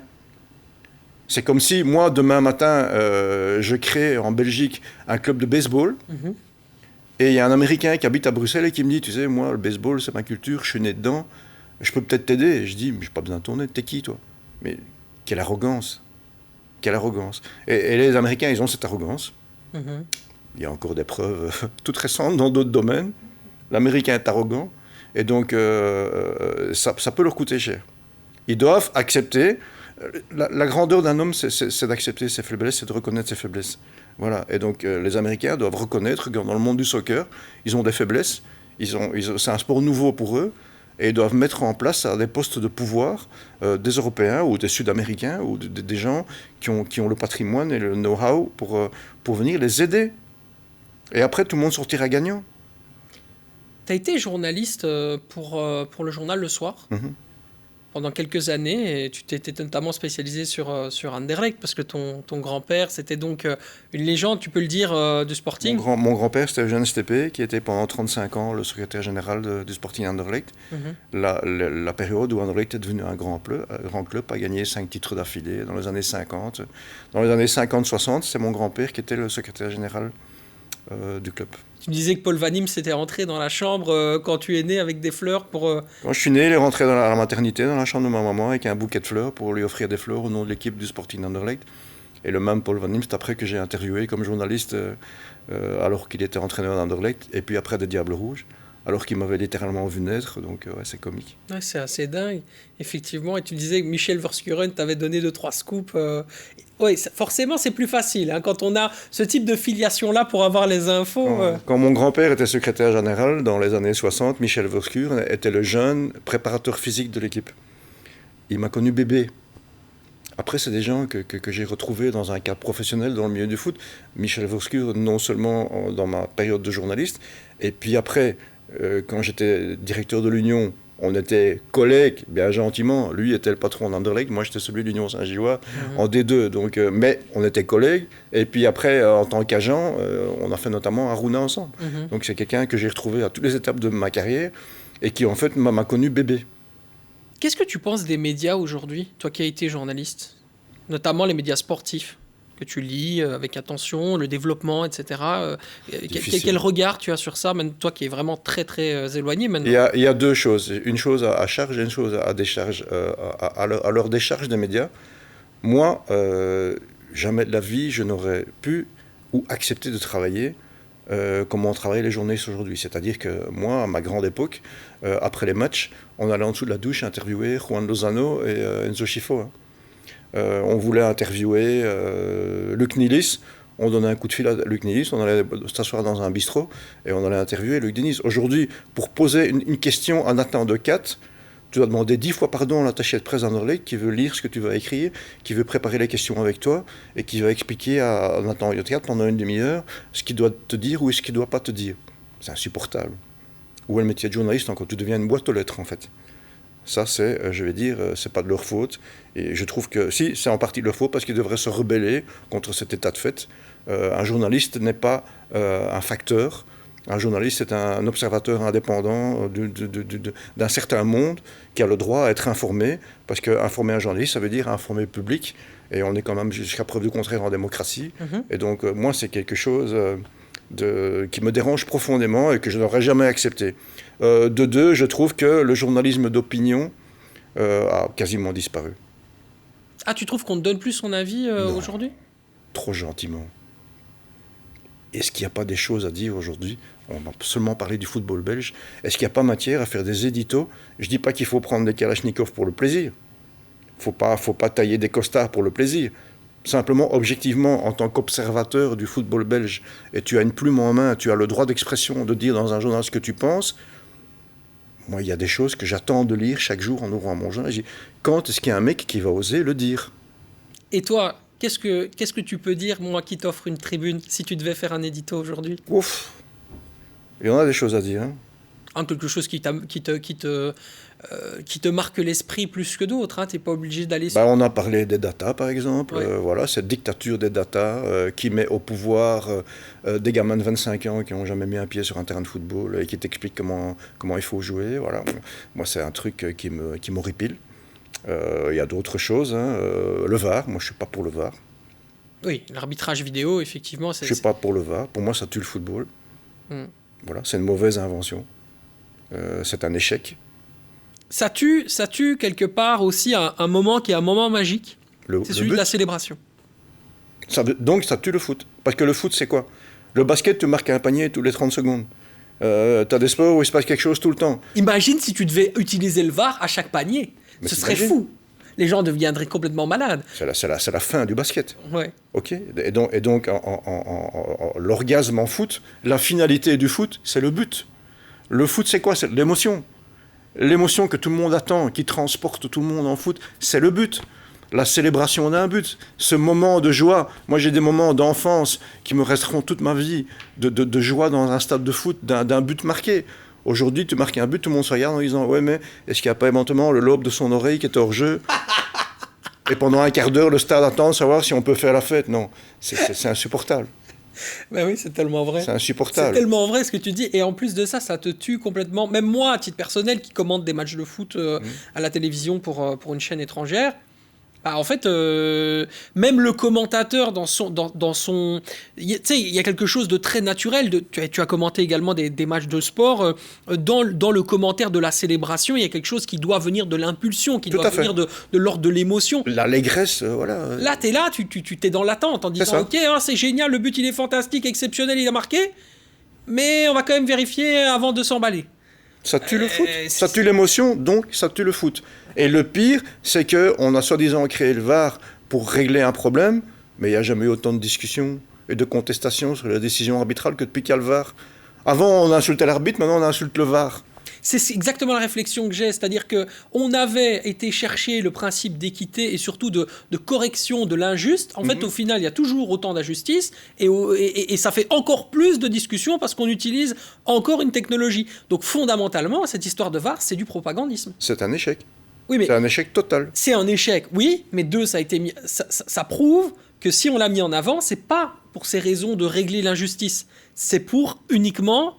peut-être du propagandisme et des sociétés qui mettent en avant ça. Peut-être, je n'irai même pas jusque-là. Peut-être que les gens qui ont créé ça étaient peut-être vraiment sûrs d'avoir l'invention du siècle. En tout cas, le résultat, pour moi, c'est une catastrophe. Voilà. Et je vais dire, moi, je vais remonter au temps de Mathusalem, avant que le VAR existe, puisque le VAR allait soi-disant tout résoudre, ok ? Et qu'avant, le football, apparemment, ce n'était qu'une succession de décisions scandaleuses qui dénaturent le jeu. Avant que le VAR existe, cite-moi 3 matchs dans l'histoire du football qui ont été joués sur une décision scandaleuse. Dis-moi. Il y a eu une finale de Coupe du Monde en 66 avec le goal de Joe First. Cette balle a-t-elle franchi la ligne ? Oui ou non ? On ne le saura jamais. La tête de Marc Wilmots à la Coupe du Monde 2002 était quand même un véritable scandale également. Ouais. On peut estimer qu'il n'y a pas de faute quand même. Ouais. Okay. Donc le VAR aurait sauvé la Belgique à la Coupe du Monde 2002. En tant que Belge, avec un petit brin de chauvinisme, on peut se dire ça. Mais franchement, allez, il y a eu une telle litanie de matchs truqués et scandaleusement dénaturés par des décisions à hors-jeu de 10 mètres. Franchement, ouais, la main de Maradona contre l'Angleterre, la main de Dieu. Mais ok, ça fait partie de la légende du foot en fait. Ouais. Et moi, ça ne me dérange pas plus que ça. Bien sûr, les Anglais, ils ne vont pas te raconter la même chose. Hein. Mais je vais dire, non, pour en revenir, moi, je ne bougerai pas de mon point de vue. Le VAR est un assassinat. Ça tue le foot. Tu as tout ce qu'il y a de plus beau dans le foot, c'est-à-dire la joie spontanée d'un but marqué. Je me rappelle d'un match que tu as peut-être déjà dû voir et qui ensuite a été rejugé par la justice par la suite. C'était un match où Anderlecht a gagné 7-0 avec beaucoup de buts un peu inscrits trop facilement de Nicolas Frutos. C'était au Parc Astrid à l'époque et c'était contre le STVV. Ça aussi, c'était un match assez incroyable. Est-ce qu'Aruna Dindan était là à cette époque-là? Aruna n'a pas joué avec Frutos. Non, il n'a pas joué avec Frutos. J'ai vu des coupures de presse où toi, tu parlais justement de cette époque-là de matchs truqués. Est-ce qu'aujourd'hui, les matchs truqués, ça existe encore dans le foot belge, d'une manière générale, ou dans le foot européen, hein? On n'est pas obligé de cibler un championnat. Bien sûr. C'est vieux comme le monde. C'est vieux comme le monde. La tricherie, la corruption est dans la nature humaine, malheureusement. Et quand tu as des enjeux tels, j'ai envie de dire même, peut-être même qu'il y en a plus qu'avant. Au plus les enjeux sont énormes, au plus les dérapages sont fréquents. Et donc, croire qu'il n'y a plus que tous les matchs se jouent à la régulière, c'est d'une grande naïveté. Il y a aussi une réflexion globale sur les matchs truqués, c'est de penser que ce ne sont que des matchs qui sont très peu médiatisés. Or, c'est pas nécessairement vrai, ça. On peut avoir des matchs de Champions League qui sont truqués ou pas? Il y a eu une finale de Champions League truquée, je ne vais pas dire laquelle, mais il y a eu une finale de Champions League notoirement truquée. Oui, je pense que... Moi, je peux parler de... Je pense que tu parles du match entre Milan AC et l'OM, mais... Non. Ah non, elle n'était pas du tout truquée, celle-là. Tu trouves qu'elle n'était pas truquée? Okay. Bien sûr que non. Okay. Tu n'achètes pas le Milan de Berlusconi, quand même. Non. C'est pas celle-là? Ça fait partie des légendes. Non, c'est pas celle-là. Ok. Mais c'est une finale qui concernait l'AC Milan. Ok. Ah oui, il y en a eu plusieurs où il y a eu des scénarios incroyables, notamment le match où il gagnait 3-0 à la mi-temps et où le Real Madrid c'était quand Liverpool. Liverpool a fini par gagner en 2005, Ouais, mais ça, non, ça c'est la loi du foot. Mais oui, bien sûr, pour en revenir à ta question, moi-même, j'ai été confronté à l'époque où j'étais à l'Union. C'est vieux comme le monde. En tant que directeur général de l'Union, tu as été parfois confronté à des tentatives de trucage? On va le dire comme ça, ouais. Comment tu as réagi? Très mal. Parce que tu ne peux rien faire. Tu le sais, tu es dans la tribune, tu regardes le match et tu te dis, bande de salopards, vous êtes en train de me la mettre dans la gencive, mais tu n'as aucune preuve. Et donc, si tu oses même dire à un joueur, toi là, il va te dire, qu'est-ce que tu as dit? Tu as une preuve? Tu n'as pas de preuve, donc tu dois te taire en plus. Tu ne peux pas le dire dans les journaux. Tu ne peux pas le dire dans les journaux, aujourd'hui, mon équipe, ils ont vendu le match. Tu ne peux pas. Donc, tu es complètement impuissant. Mais c'est toi que les supporters insultent parce que tu as perdu. Hein. Oui. C'est terrible. Ça doit être dur aussi à vivre parce qu'à l'Union... Tu m'as dit, quand j'étais dirigeant, d'abord l'Union, évidemment, ça n'avait rien à voir, c'était un autre monde avec ce qu'on vit aujourd'hui. Mais en plus de ça, tu as servi un peu de catalyseur pour protéger le président. Donc c'est toi qui faisais toutes les... C'est le paratonnerre, moi. Oui, c'est ça, tu étais un peu le Rottweiler, quoi. Ah ouais, moi j'étais engagé à l'époque. L'Union venait de monter en D2, et donc c'est un club qui voulait se professionnaliser et un peu se défaire de cette image de la vieille Union archaïque, de bénévoles, machin. Et donc on m'avait dit, tu mets un peu de l'ordre dans la boutique ici. Tu fais pas d'omelette sans casser les œufs. Et donc mon premier job, c'était de virer des gens. Et pas parce que je les trouvais antipathiques, parce que je les avais chopés à faire des choses qu'on ne peut pas faire dans un club de football. Ouais, taper dans la caisse par exemple. Et je me suis fait détester. Je me suis fait agonir de partout, sans être protégé par la direction. Et donc, c'était cauchemardesque absolument. Ah oui, donc en gros, tu as accepté d'avoir une mauvaise image pendant un certain nombre d'années à cause de ce travail-là. C'était un passage obligé. Moi, honnêtement, ces 3 années qui m'ont profondément marqué et meurtri. Parce que c'était très, très ingrat comme job et comme situation. Mais pour moi, c'était un passage obligé. Parce que je venais du monde du journalisme, où j'avais une perception. Bon, j'avais mon passé familial qui fait que le monde du foot, quand même, je le connaissais déjà bien. Mais bon, via le journalisme, j'ai encore eu une autre perception du monde du foot. Et puis, je suis passé de là à directeur général d'un club de foot. Et donc là, j'en ai quand même vu toutes les couleurs. C'est quand même une transition un peu abrupte, mais je suis sorti de là. Moi, ma famille était inquiète de voir dans quel état, parfois, je rentrais à la maison. Donc, je me faisais vraiment des soucis, même pour ma santé à l'époque. Mais j'ai toujours dit, je suis en train de faire mon apprentissage. En plus, j'étais directeur général, je n'étais pas que directeur sportif. Et donc, j'ai été, je veux dire, formé au conseil d'administration, au budget, au sponsoring, au dossier juridique, etc. Et donc, je suis sorti de là, il ne pouvait plus rien m'arriver, moi. Ouais, blindé, quoi. Et c'est grâce à l'Union que j'ai réussi dans le monde des agents après. Parce qu'il pouvait. Je suis sorti de là en disant, il ne pourra rien m'arriver de pire de toute façon. Et donc, ça m'a armé pour tout le reste de ma carrière. Il faut le prendre comme ça. Ça doit être incroyable pour toi d'avoir un regard aujourd'hui sur l'Union d'aujourd'hui. Qu'est-ce que tu en penses, toi qui as vraiment... Allez, s'il y en a bien un qui a essuyé les plâtres à l'Union Saint-Gilloise, c'est toi, et maintenant tu les vois là. C'est quoi la réflexion que tu te fais? C'est surréaliste, parce que moi je viens d'une époque, donc je te parle de... Moi je suis arrivé à l'Union en 96, donc il y a 30 ans. Il y a 30 ans, je passais mes journées à me faire insulter parce qu'on ne payait pas les factures de l'autocariste. Parce qu'on ne savait pas comment on allait payer les jours à la fin du mois. Parce qu'on jouait devant 500 spectateurs payants. Et donc, quand je vois l'Union d'aujourd'hui, pour moi, je ne m'apparente même pas, je ne m'identifie même pas à ce club. Magnifique ce qui leur arrive, mais surréaliste. C'est-à-dire que c'est un club qui, un jour, a eu la chance de tomber sur un investisseur anglais qui voulait mettre la main sur un club belge et qui a jeté son dévolu sur l'Union. Et est arrivé une manne financière, parce qu'on a beau dire, sans argent, tu ne fais pas un club de foot. Voilà, c'est le nerf de la guerre. Après, avec l'argent, comme on a dit, tu peux faire n'importe quoi aussi avec ton argent.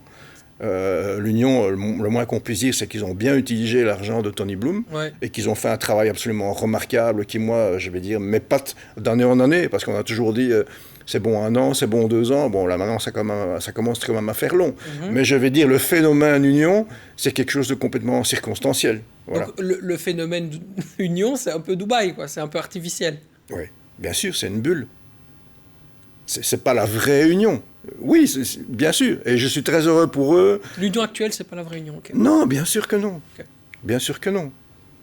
Le jour où Tony Bloom décide que ça l'amuse plus et de se concentrer plutôt sur Hearts of Midlothian, comme il fait pour le moment en Écosse, ou d'aller reprendre Botafogo parce que Textor a mis le club en faillite comme tous les autres, je vais dire, l'Union, après, on va voir ce qui va se passer. Là, ils sont en train d'essayer de pérenniser, de construire un stade pour leur permettre justement de tenir dans la durée. Mais j'ai des gros doutes quand même. Le phénomène Union, c'est quelque chose pour moi de circonstanciel. Je n'imagine même pas ton point de vue sur l'Anderlecht d'aujourd'hui, si je t'entends parler de l'Union. Tu dois être tellement meurtri de voir la situation dans laquelle est Anderlecht, connaissant tes racines anderlechtoise, ça doit être... C'est plus mon club. C'est simple. Je n'en souffre même plus. Je ne me sens plus concerné. C'est plus mon club. Pour moi, au point où on en est, ils peuvent changer le nom et les couleurs et le logo. Comme ça sera clair pour tout le monde. Voilà. Okay. Moi, mon club, mon Anderlecht, j'ai du sang mauve dans les veines. Tout le monde le sait, tout le monde sait d'où je viens. Et donc, c'est un attachement au-delà du sentimental. Et donc, quand je vois ce que ce club est devenu, je ne parle pas que des résultats sportifs. Manchester United a eu des moments difficiles. L'Ajax Amsterdam a eu des moments difficiles. Mais l'âme du club, Manchester est toujours resté Manchester. Arsenal aussi. Ils ont le même maillot depuis toujours. C'est pas compliqué. Ils ne changent même pas le design de leur maillot. L'Ajax, pareil. Feyenoord, pareil. Je vais dire, ce sont des clubs, même dans les moments difficiles, ils gardent leur âme. Anderlecht a perdu son âme. Et ça va bien au-delà des performances sportives. Ça. Même si dans 2 ans, ils sont champions de Belgique, je m'en fous. C'est pas mon club. C'est plus le Sporting d'Anderlecht. Tu seras plus heureux? Non. Aujourd'hui, les résultats d'Anderlecht me laissent complètement indifférent. Qu'ils gagnent ou qu'ils perdent, c'est comme si tu me parlais des résultats de Saint-Tron, quoi. On dirait que... Ce sentiment-là, on dirait que c'est un peu ce que tu me racontais de ce que te disait Aruna Dindan quand tu lui as dit que tu le quittais en tant qu'agent. Oui. Cette espèce de truc de... En fait, au final, je te considérais comme un père et tu m'as trahi. On a l'impression que toi, tu te sens trahi par Anderlecht. Quand je t'entends, mais c'est pire que ça. Pas par Anderlecht, par des gens qui se sont appropriés Anderlecht. Le club, il est toujours là, il existe. Mais c'est plus Anderlecht. Il y a des gens qui ont vidé ce club de sa substance essentielle, de son âme. Et donc j'en veux à certaines personnes, personnellement, d'avoir fait ça à mon club. Voilà, donc... À qui, par exemple, tu en veux? Ouais, j'en veux à Marco, quoi. Oui. On ne se connaît pas. Ce monsieur ne m'a rien fait de personnel. Je constate simplement que depuis 8 ans, ce club est devenu autre chose. 47 changements structurels depuis son arrivée. Et puis surtout, l'âme du club. L'âme du club. Mhm. Les Bruxellois. Excuse-moi de dire ça. Moi, je suis né à Anderlecht. Je suis né à Saint-Guidon. À Sainte-Anne, j'étais baptisé à l'église Saint-Guidon. J'ai grandi à Anderlecht. Je suis un Anderlechtois. Ok, ça existe un Anderlechtois. L'âme d'un club. C'est ça. Qui est encore Anderlechtois à Anderlecht? Il y avait encore Jean Kindermans. Il y avait René Peters, qui était le dernier des Mohicans, qui vient de partir. Mhm. Les autres, on les a jetés comme des chiens. Ils essayent de ramener Jean Kindermans, mais ils hésitent à revenir. Moi, à sa place, je ne le ferai pas. Qu'est-ce qui peut encore lui arriver à Jean Kindermans? Il a fait ses preuves. Revenir pour travailler avec qui? Voilà, moi, le mal est fait. Mm-hmm. Pour moi, le mal est fait. Ouais, on voit que c'est vraiment une cicatrice. Ah non, là, vraiment, je vais dire... je vais même plus dire vraiment fâché, même si, oui, il y a une part de ça. Là, maintenant, je suis déconnecté, c'est fini. C'est fini. Je rêve. Moi, je suis dans ma nostalgie, moi, maintenant. Ok, d'accord. Moi, je rêve de mes soirées au Parc Astrid. Tu regardes Match 1 encore à nous? Non, moi, ça va avant. Moi, n'oublie pas que je suis de la génération, quand même. Moi, je suis né en 63. Ouais. Moi, j'avais 13 ans quand Anderlecht a gagné la première Coupe des Coupes contre West Ham au Heysel. Moi, le grand Anderlecht de Robbie Rensenbrink, c'est ma jeunesse. Tu l'as vu jouer? Évidemment, j'étais dans le stade, moi. Moi, je jouais en cadet à Anderlecht, j'étais ramasseur de balles au bord du terrain dans des matchs de Coupe d'Europe où il y avait Robbie Rensenbrink. Donc, moi, c'est cet Anderlecht-là qui était peut-être à l'époque la meilleure équipe d'Europe. Hein. Je vais dire à l'époque, on a gagné 2 Supercoupes contre le Bayern de Munich, de Beckenbauer, de Gerd Müller. Ouais. C'était une des meilleures équipes d'Europe, Anderlecht. Mais il n'y a pas de retour en arrière, Serge? Est-ce qu'il n'y a pas moyen de faire un reset pour recommencer quelque chose? Est-ce pour justement avoir des mecs encore comme toi, pour les récupérer, pour faire en sorte qu'il y ait encore à nouveau ce sentiment d'attachement qui revienne? Est-ce qu'il y a encore, in fine, est-ce qu'on peut arriver à quelque chose? Difficile. Non? Même avec un reset? Les dégâts sont tellement considérables. On a tellement détruit, jusque, je vais dire, dans le buste des présidents. On a fait tellement de... C'est vraiment Al-Qaïda qui arrive dans un site et qui détruit tout. Voilà. Et donc on a tellement détruit ce club que reconstruire une âme, c'est du boulot. Hein. On peut reconstruire une maison, mais reconstruire une âme, l'âme d'un club, qui est encore Anderlechtois dans ce club? Je vais aller plus loin. Qui est encore Anderlechtois dans le public d'Anderlecht? Dans le stade, les spectateurs. Qui est encore Anderlechtois là-dedans? Ouais. Au RWDM, les spectateurs du RWDM, c'est encore des Molenbeekois ou des Bruxellois. Ouais. C'est un club qui, malgré tout, a gardé son âme. Le temple, voilà, ça fait un peu rikiki, mais je vais dire, au moins, ce club a encore son âme. Avant de passer à la séquence La Sauce, qui est une petite surprise que je te révèle avec une vidéo pour terminer l'émission, j'ai envie de te parler d'un dernier sujet, qui est un sujet hyper important aussi, vraiment. Je ne pouvais pas ne pas poser la question suite à ta venue. C'est les clubs racistes. Pourquoi? Parce que ça existe. Des clubs qui, effectivement, toi qui en as côtoyé en Côte d'Ivoire, parfois a certainement eu des expériences avec ça. Pourquoi? Parce que je dis raciste, mais au final, c'est plutôt qu'ils s'enfoncent dans une forme de clichétisation du footballeur. Pourquoi? Parce que, je vais te dire une phrase, et elle va certainement te faire rire, et tu réagis. Je veux un grand noir qui court vite et amène de l'impact. Ouais, bah ouais. Ça, c'est une phrase typique que tu entends quand tu discutes avec un dirigeant. Est-ce que c'est du racisme? Il se fait que... regarde les 3 derniers meilleurs buteurs du championnat de Belgique. Onuachu, Aroko Daré, Promise David. Quel est leur profil? Ouais. Je ne l'ai pas inventé. Est-ce que dire d'un Africain qu'il est africain, c'est du racisme? Maintenant, on tombe dans un délire. Hein. Le racisme existe, bien sûr. Je suis aux premières loges pour te le dire. D'accord? Moi, ma vie, c'était d'être en Afrique. Et donc, je suis très sensible à ce sujet. D'un autre côté, il ne faut pas non plus... aujourd'hui, quand tu dis un noir, on te met en prison. Mais quand moi je suis en Afrique, tous les 3 mètres, j'entends « Eh, le blanc, là !»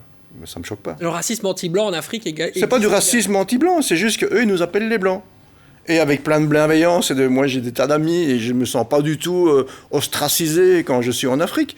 Mais tout le monde m'appelle le blanc. Ça me choque pas. Je ne les traite pas de racistes. Donc quand moi je dis le noir, là, est-ce que je suis raciste ?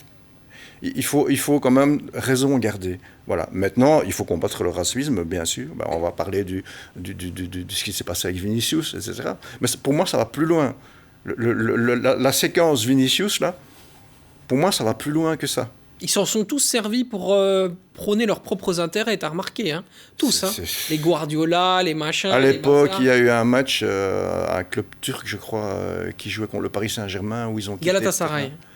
Parce qu'il y a l'arbitre qui était un Roumain, et son assistant a dit qu'il devait donner une carte jaune Négrou, à un joueur africain. dit, ouais. Mais Négrou, ça veut dire noir en roumain. Il n'a pas dit nègre, il a juste dit noir dans sa langue. Les mecs, ils ont quitté le terrain, ça a fait un scandale mondial. Les gars, calmez-vous quand même. Bon, ici, l'histoire Vinicius, moi, ce qui m'a... Bien sûr que tout ça est récupéré, tout ça, voilà. Moi, j'ai envie d'être juste normal, d'avoir un minimum d'objectivité. Vinicius est un provocateur. C'est pas raciste de le dire, tout le monde le sait. Ça n'a rien à voir avec sa couleur de peau. C'est un provocateur. Donc... Une raison pour laquelle il a raté le Ballon d'Or, d'ailleurs. Typiquement. Vinicius est un provocateur, ouais. Ok. Je parle pas de sa célébration, même si, bon, voilà. Mais je vais dire, toute chose mise à part, Vinicius est un provocateur. Et le petit Argentin, là, de Benfica, depuis tout le début du match, je l'avais dans mon collimateur. Parce que là, je vais te dire franchement ce que j'en pense. Pour moi, c'est une petite racaille. Comme tu en as aujourd'hui, des centaines et des milliers dans le monde du foot. Ok ? Et donc, tu mets sur un terrain de foot un provocateur en face d'une racaille, voilà ce que ça donne. Et donc, tu as le côté Vinicius, ok ? Et puis, tu as un petit voyou qui met son maillot devant son truc pour le traiter de nègre, ok ? Moi, je me focalise plus sur le gamin, sur l'Argentin, là, qui depuis tout le match, je l'ai vu être un tricheur, un simulateur, un provocateur, à se rouler par terre, à emmerder tout le monde. Et des gamins comme ça, moi j'en vois par milliers maintenant. Des gamins non éduqués. Parce que pour moi, c'est de la non-éducation. Aujourd'hui, les joueurs de foot, de plus en plus, la nouvelle génération, on a affaire à des gamins qui sont pas éduqués ou très mal éduqués et qui se comportent sur un terrain de foot comme des petites racailles. Voilà. Et pour moi, ce qui s'est passé avec Vinicius, c'est ça. Des cons, des racistes, t'en auras toujours, c'est dans la nature humaine, ça existera toujours. On ne va jamais éradiquer le racisme, on peut le combattre, on peut le sanctionner. Le racisme est un délit pénal. Et donc, il faut bien sûr que... Mais je vais dire, pour moi, je me focalise plus sur l'aspect qu'aujourd'hui, le monde du foot, de plus en plus, les terrains de foot sont peuplés de petits voyous. Mais tu sais, ma réflexion, elle partait surtout du fait que tu as eu beaucoup de contacts avec des clubs étrangers, dont parfois souvent les dirigeants sont blancs, en Afrique. Donc, est-ce que parfois, formellement, tu as des clubs où tu peux dire, ouais, tu as déjà vu des clubs racistes ? Ben, tu as des pays, tu as des cultures racistes. Moi, j'ai envoyé un joueur de mon académie, il y a 3 ans, en Turquie, à Hatayspor. Hatay, en fait, c'est un territoire syrien annexé par la Turquie. Okay ? Il est arrivé le premier jour à l'entraînement avec les U21, et le capitaine de l'équipe est venu le saluer en disant « On ne veut pas de noirs ici ». C'était son message de bienvenue, ça. Putain, voilà. Pardon. Et il me téléphone et il me dit « Papa, tu sais ce que le capitaine m'a dit, mets-toi à la place de ce gamin qui vient d'Afrique, qui arrive à Hatay. » En plus, pour son plus grand malheur, 1 mois après, il y avait le tremblement de terre, c'est la fameuse ville Hatay qui était complètement détruite par un tremblement de terre, il y a eu 40 000 morts. Mon gamin était là-bas. Il y a des coéquipiers à lui qui sont morts dans les décombres. Et donc, tu vois un peu le style. Mais voilà, c'était son message de bienvenue. Okay. Je connais un entraîneur d'Anderlecht, et là, tu ne m'arracheras pas les noms. Je connais un entraîneur d'Anderlecht qui est arrivé à Anderlecht. Et la première chose qu'il a dit à Herman van Holsbeek, après son premier entraînement, il y a trop de noirs ici. Et il a viré tous les noirs. Tous ceux qui pouvaient virer. Bon, bien sûr que ça existe. Bien sûr que ça existe. Et puisqu'en plus dans le lot... C'est arrivé dans d'autres clubs. Oui. Et de manière assez récente. Pas nécessairement... On n'est pas obligé de remonter à l'époque Van Olsbeek. C'est vieux comme le monde. C'est vieux comme le monde, ça existera toujours, malheureusement, comme la corruption, comme la malhonnêteté, comme le racisme existera toujours. Et c'est pas une raison pour le subir comme une fatalité, je suis bien d'accord. Mais ouais, c'est l'histoire de ma vie. Hein. J'ai défendu des joueurs africains toute ma vie. Donc, Eh ben nous, on va te faire une grande surprise, mon cher Serge. C'est parti pour la séquence La Sauce, tout de suite.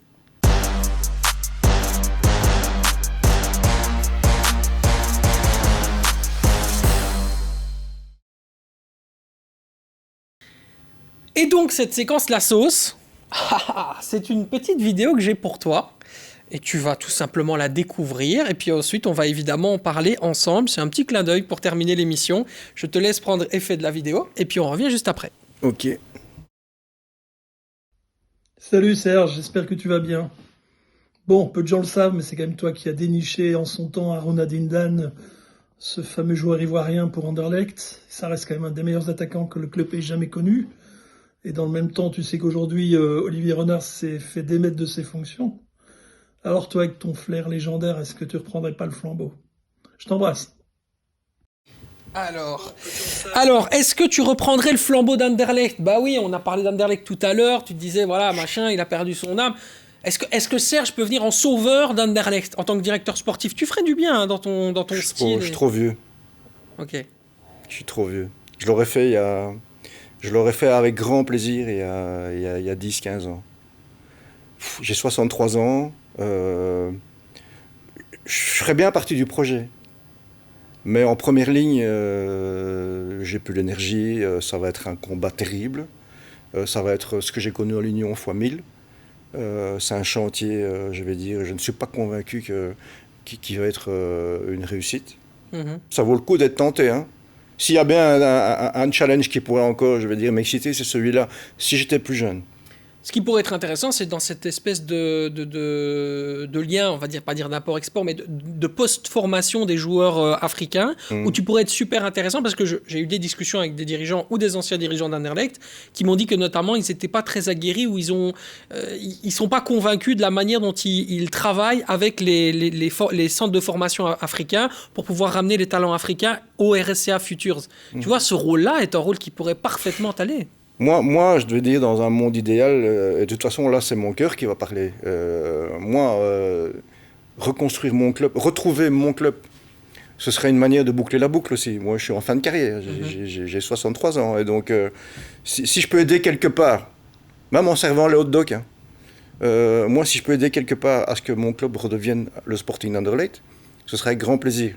Mais je n'ai plus le courage de m'attaquer à ce défi en première ligne dans un poste à responsabilité. Je vais laisser ça aux plus jeunes, que je serai par contre là pour soutenir et pour conseiller, s'ils veulent bien de mes conseils.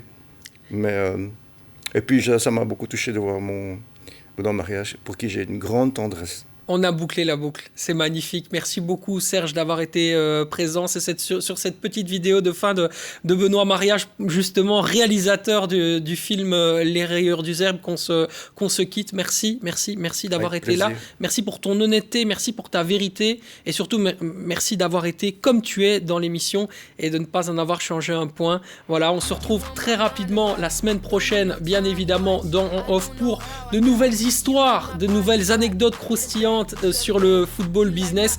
Prenez soin de vous, prenez soin des autres, n'hésitez pas à lâcher votre meilleur like, réagissez dans les commentaires, on en discute ensemble, ça fait plaisir, abonnez-vous bien évidemment et on dit merci à notre soutien qui est Unibet Experts pour cette émission. Ciao ciao.